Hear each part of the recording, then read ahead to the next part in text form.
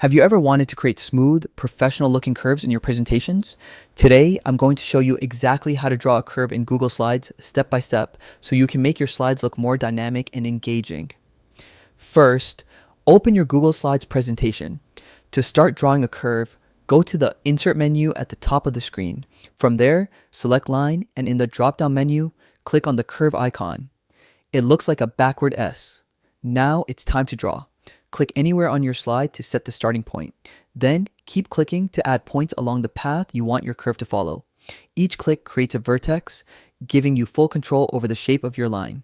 Once your curve looks just right, double click to finish it. But we're not done yet. You can easily customize your curve to match your presentation's style. Use the toolbar to change its color, line thickness, and even line style.